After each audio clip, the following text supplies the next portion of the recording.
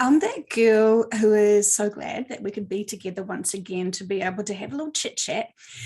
So, welcome back, everybody.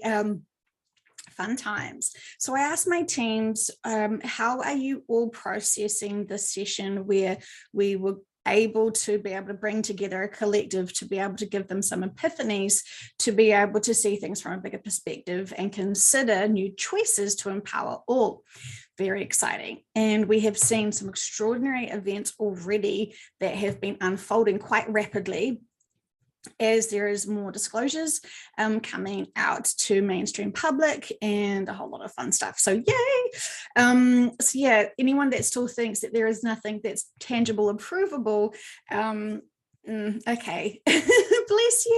bless you for that. And maybe that's just that's your safety blanket, that's your I don't know, whatever you're needing to pretend. It's not even pretending, isn't it? Because when we're in deep denial,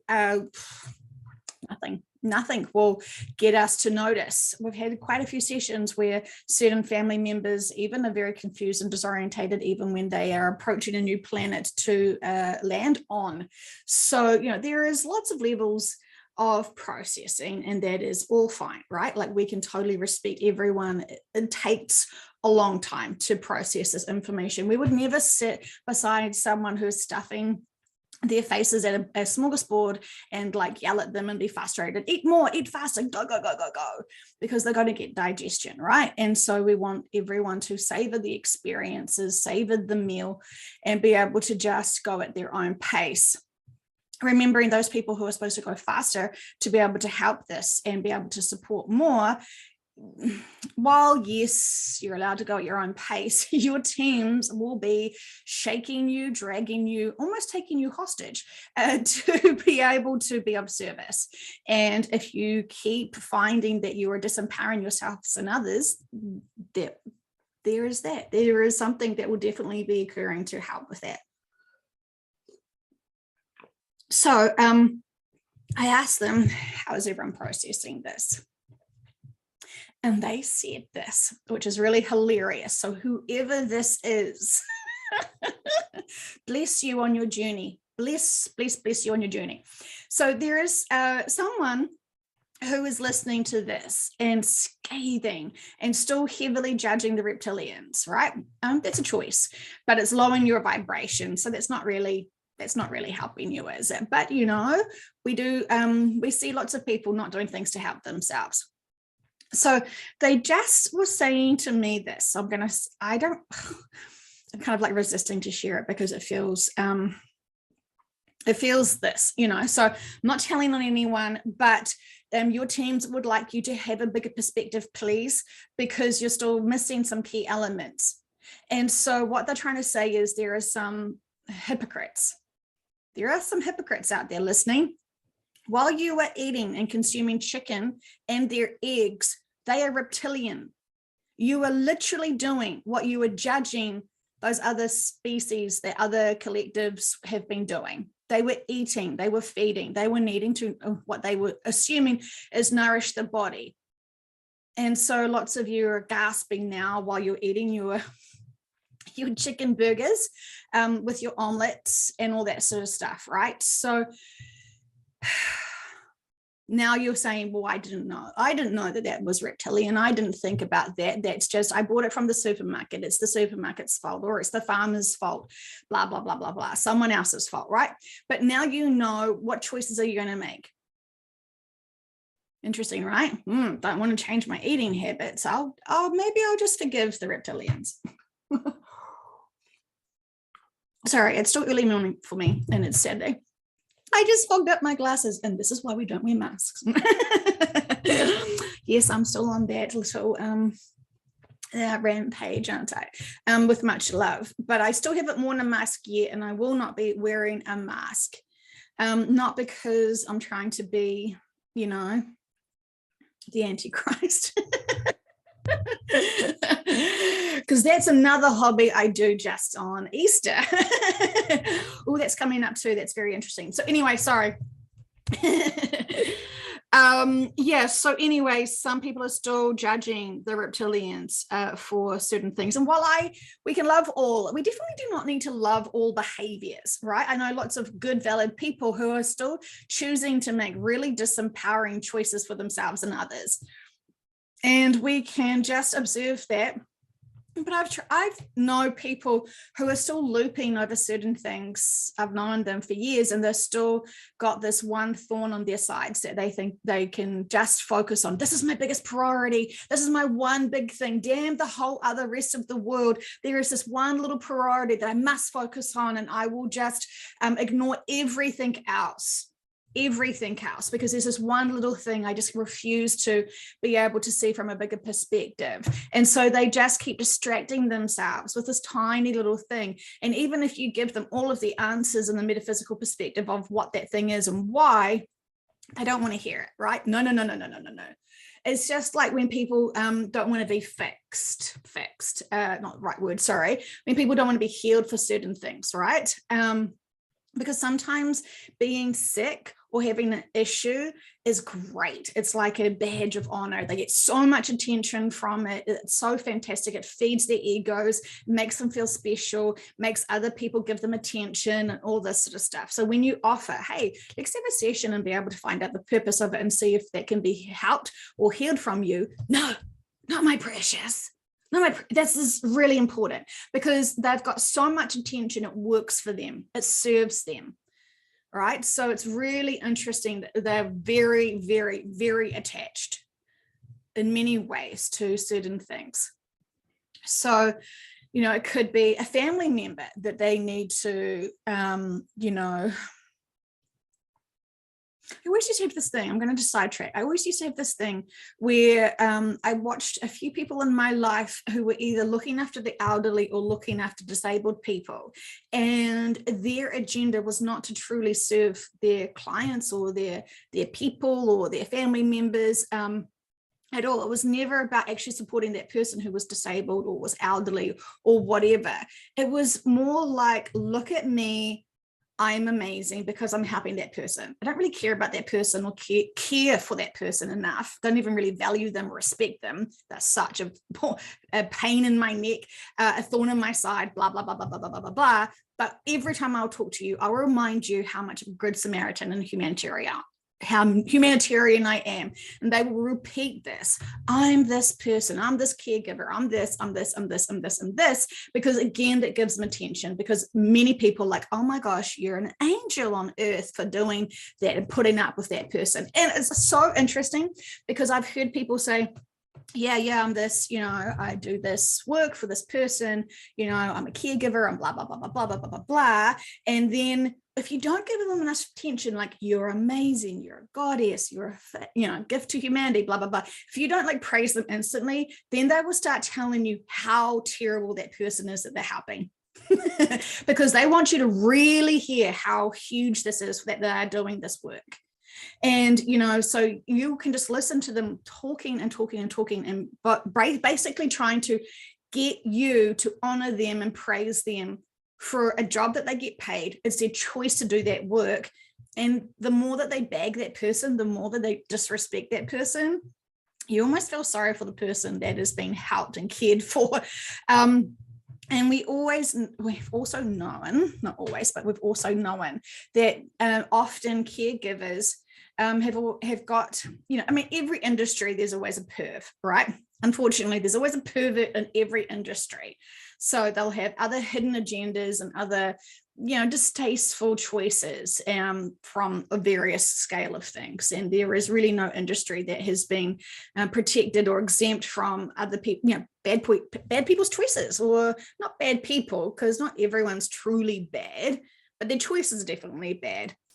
And so we know teachers, we know principals, we know doctors, we know nurses, we know every industry that has, used their free will to profoundly disempower people in many, many, many, many ways. And you just need to see a few hidden baby cameras to see, what nannies have done to people or children, or, caregivers to the elderly and things like that.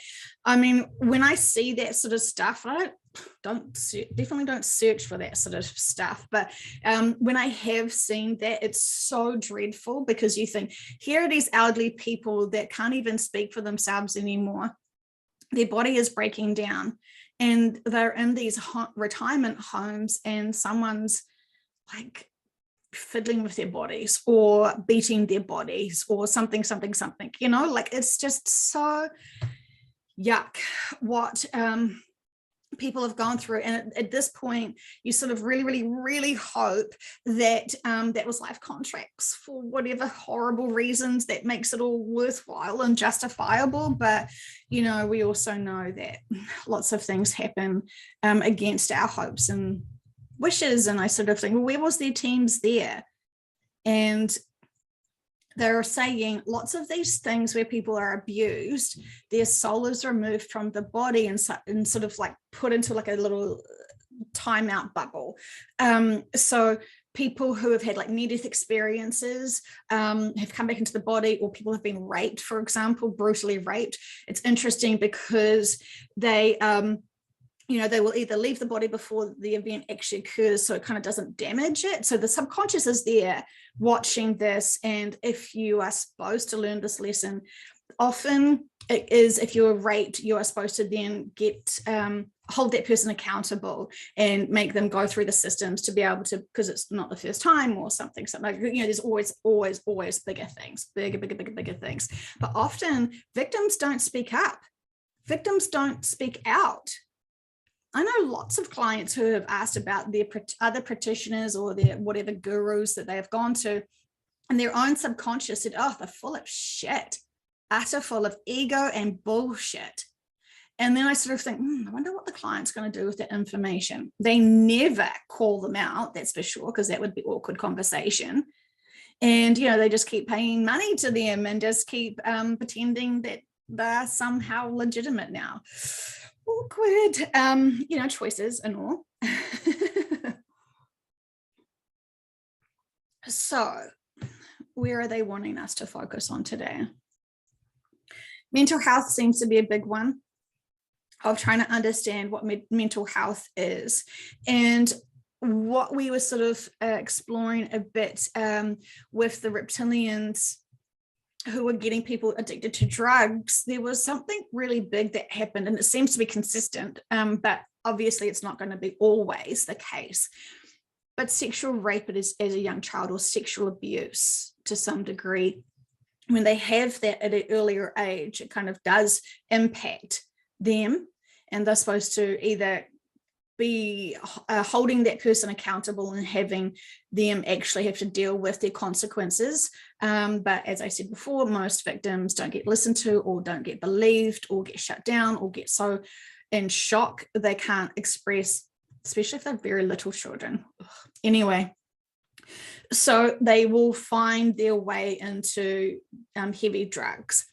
Lots of children, I don't quite know the age. I mean, the third wave volunteers are very susceptible to this, right? Because they've come down massive vehicles of energy, and they come straight down and they just absorb so much of this density that they often don't get wringed out, squeezed with glove, to be able to absorb more density and have that cycle. So a lot of the third wavers, they will, and lots of light workers actually, will dabble in some other mind-altering experience, just to remove the frustration or the density or the trauma or the pain or the discomfort, or that invisible ulcer that you can feel in your tongue, but you just can't locate it, and you don't even know if it is an ulcer, but it's just there and you can feel it. That was, I thought, quite a good analogy. And anyway, so there's that. So when certain collectives knew that bigger beings were coming here, they twigged on with the first wave volunteers. They found out about that, because that first wave of volunteers was supposed to be the bingo card, bingo ticket. We can all go now, but it didn't work out well. And so this was when they started doing really interesting things to disempower people even more. And so, you know, cue in the whole Caesarean emergency cesareans or the elective cesareans, where the mother doesn't go into natural labor, which means that the teams don't get called in to be able to merge the soul into the bodies. And so then children will be born without their spiritual connections to their higher selves. That was shocking to hear that in the session, but we have been able to connect those in now. So that was fantastic. And a lot of people have messaged me since that, which is really interesting, saying that they just suddenly discovered my information. And so I could feel like I could work back to the fact that they were cesarean babies themselves, and that was part of what had happened to them, which is terrible because it feels like it's breaching their free will. All this sort of stuff, right? So you know that I worked with some other practitioners about that, and it was pretty heartbreaking to hear it, but very positive to know that that was now they were being reconnected in. So there's so much that's gone on to try and disempower us. And while it can feel very heavy and heart-wrenching, all fantastic experiences, right? Because the collectives are going to make sure that these things never happen again, because they're kind of outwit the experience. But now that there is not that aggravator or that other agenda, it's going to be very interesting to see how it now can work out. We can definitely have this beautiful true integrity, and as those lower dimensional beings evolve higher, they're going to be more reasonable in some regards, right? So with more maturity. So you know, this is what we all would hope for, and of course there's always going to be some teething experiences you know, along the way, as everyone strengthens themselves to move forward. It truly is exciting times. So what else are they wanting to say? Yes, the labels again, the mental health labels really have stifled a lot of people, because then they feel like there is something wrong with them. And even if you get that ulcer that's invisible, identified and labeled, oh yeah, that's definitely an ulcer. You're like, well, where is it? Why is it? How can I fix it? If I can't even see where it's at, I can just sense it. And lots of people who have experienced depression, when we've asked about it in sessions, it's really interesting, because it's not just, well, they were mentally unwell, Joanne. No. They've either did really big life changes. They've moved parts of countries, or big relationship changes, or something else that's given them a new opportunity to hold on to bigger density ranges, and they haven't been able to depressurize from that. So therefore, this is when depression comes in, because they're holding big, dense pressure and energy that they haven't been able to release. And when you start labeling people, and then Q comes in the medicines, that's not going to help them. And I know lots of people don't want to give their clients medicines. Yeah, but how do you help someone? How do you help someone who is feeling so dense and pressurized and feeling all of the world's problems and all of their energy? How do you help someone like that? Quick answer: love them.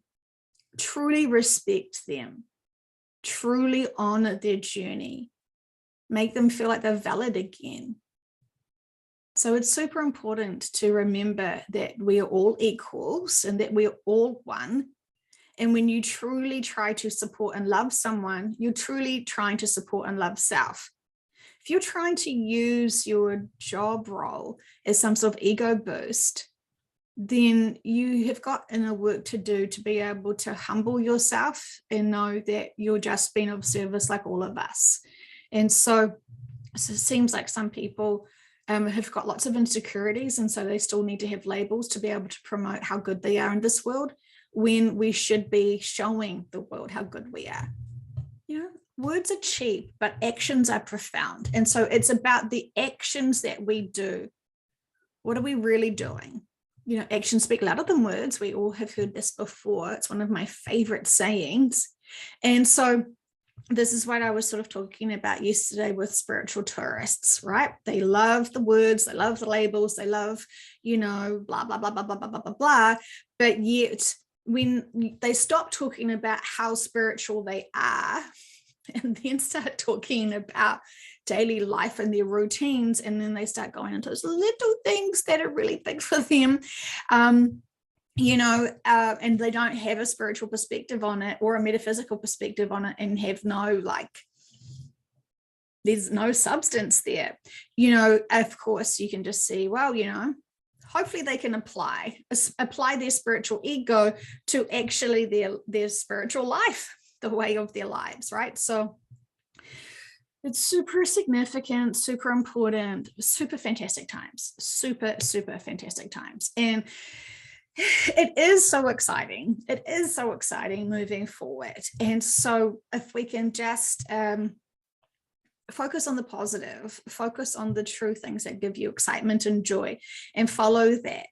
And if it is something silly like dancing or singing or just being a goofball or making silly jokes, if your intentions are to lift your vibrations and others, then that is fantastic. That is absolutely fantastic. And I recall a session recently with a woman, and she didn't feel like she was that much of service because, she wasn't a big deal in a big deal industry. She was just a service person. She sort of felt like, oh, I'm just not doing enough, Jo. I'm not doing enough. And she was really concerned about it deeply because she really wanted to be of service, but just didn't know how with the limited skill sets that she believed that she needed to achieve to even be worthy of being of service. And in reality, her energy field is so huge, she's been naturally of service just to her whole community anyway, just being here. And then the people that she actually does engage in, she gives them so much integrity and true intention of listening and caring for them, and being really, really engaged, That was such a profound, genuine thing that most people in big advanced roles, jobs and lots of responsibilities and lots of income can't even fathom having true connections to people. They just see them as workers and minions or whatever, and they don't care. But this profound woman who was so humble, so sweet, really, really, really worried genuinely that she was not being enough. And that was what motivated her truly to have a session, because she just really wanted to make sure, I feel like I need to be better and more and be of service, but how with this life that I've got? She was super worried, bless her. And I hope that session was profoundly uplifting to her, to be told by your subconscious, you are so enough. You are such a gift to humanity. And we knew that wasn't her ego, because I would have to have paid her and twisted her and pinched her to say something kind about herself, because she just didn't see her value or her worthiness on this planet, which is heartbreaking, because we're all special, right? And what's more special than us is our choices moving forward to empower ourselves and others. That is where you get the deluxe superhero role, right? Jazz hands and gold stars. So anyway, hopefully you all feel inspired to love everyone more, to love yourself more, and to just see what labels you're holding for yourself and where your ego is at in certain things. We know that we can have small egos in certain fields, but big egos in others, and that is sort of fine. But we want to have balance and neutral with all of them. Because, when we're out of alignment in any which way, then we get the wobbles. It was so interesting, the session they had with Shiva's higher self, and that sort of collective of little beings, well, not little, but they were really relaxing. They sort of said something that was really funny. They said, sometimes we're so out of balance and alignment that we have wobbles, I guess our journey wobbles, our spirituality wobbles. But they said sometimes it's great because you're all in that out of alignment wobble, that you actually become all in alignment with that, which I thought, that's really interesting. That's still a step forward.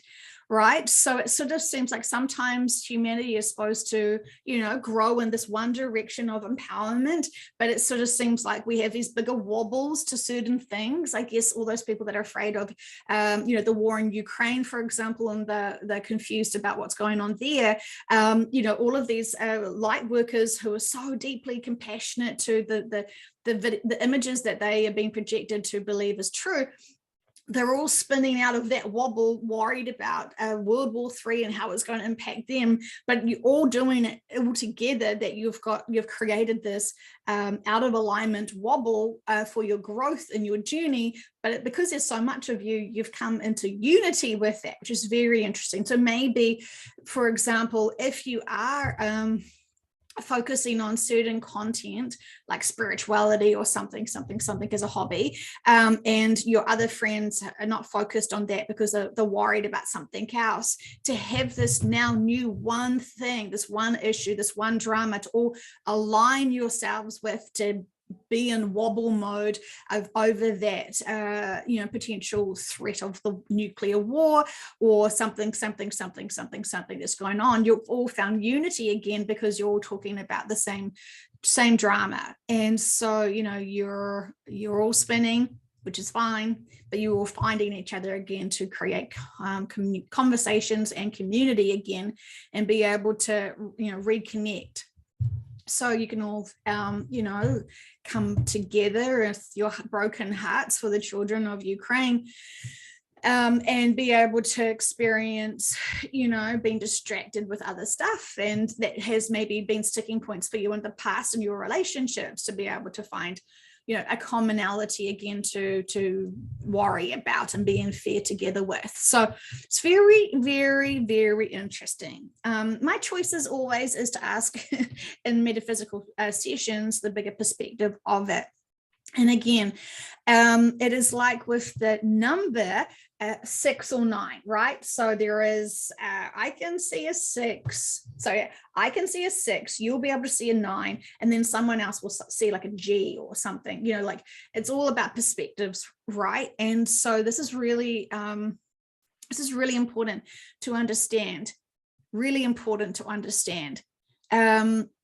for many people, when I ask how they're going to see themselves shifting, they see all different perspectives of what's happening, right? And it's whatever they can cope with, whatever they can release their bodies with, whatever they can just accept. Okay, this is something really big now. And so this is why we've heard people say, oh, from this perspective, Joanne, I can see Jesus come, thank goodness, because, my love for Jesus is profound and he's come to save us all. Fantastic. And I'm like, fantastic. How fantastically wonderful for you. How wonderful. But of course, if I talk to another client and say, so when you're looking at your shifting, what do you see? If I said, can you see sweet baby Jesus by any chance? And they would be like, oh no, well, no, he's not coming. No, that's all nonsense. I'm not a Jesus basher or whatever. Blah, blah, blah, blah, blah. Love you, Jesus. Because I do, like, I really do respect his role in for humanity. And so, he's fine with me making jokes because, it's all supposed to be in fun and it's lighthearted. And he does want to come into another session. But anyway, for those Jesus fans, he says, okay, they've got t-shirts. So anyway, sorry. So from the perspective of looking at the shift, many clients have been given different things, which can confuse a practitioner, right? Because like, oh, it's a bit crazy because there's all this other stuff happening, and it makes them feel confused of the information because they can't understand why different clients are getting different information, especially if it's the same location, right? Because you'd think that if you had all your clients in one location, they would see the same events unfolding. They're going to see a 6, they're going to see a 9, they're going to see a G. They're going to see whatever is the most comfortable for them in that big epic time, right? And so this is why Jesus has said, yeah, I'm going to come back to those people. They're not going to see my body, but they're going to see my energy. They're going to see light body. They're going to sense, maybe even like in their mind's eye, they may have a vision of like, Jesus and his get-ups,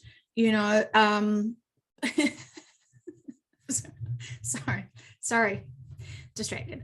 Okay, so we're going to see what is the most appropriate for us, right? So then a critic is going to say, see, the subconsciouses are lying assholes, because 5 of those clients all got to see different things. They're all in the same location, right? So how could a certain client see certain things?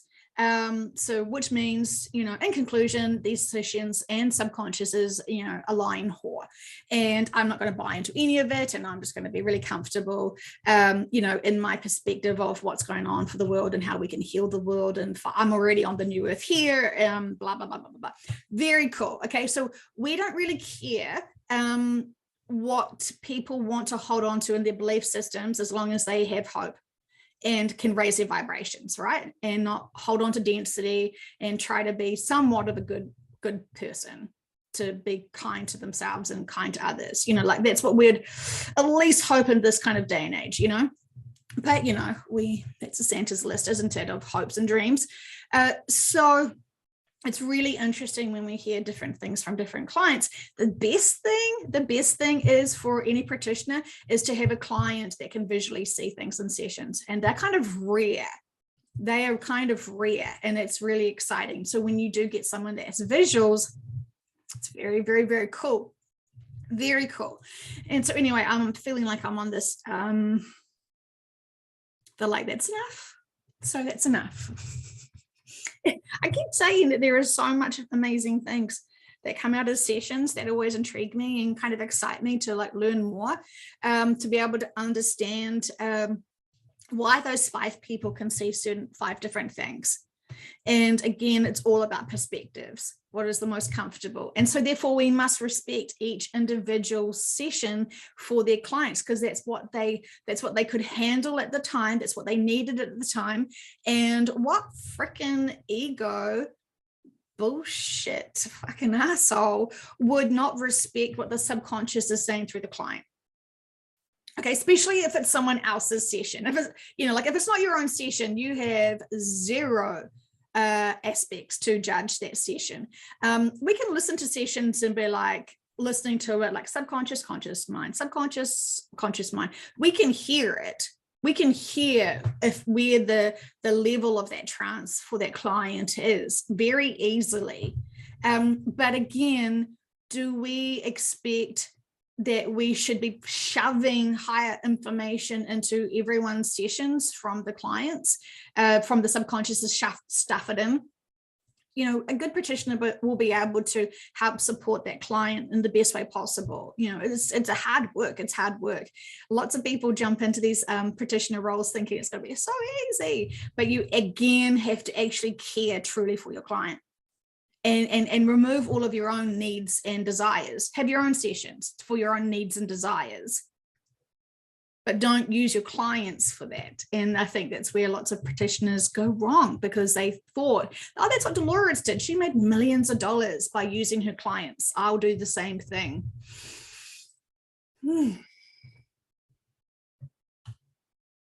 Bless. How did that work out for everybody? Interesting, isn't it? Very interesting. Very, very interesting. Okay, my friends, have a fantastic day. Enjoy your weekends. Jazz hands to all.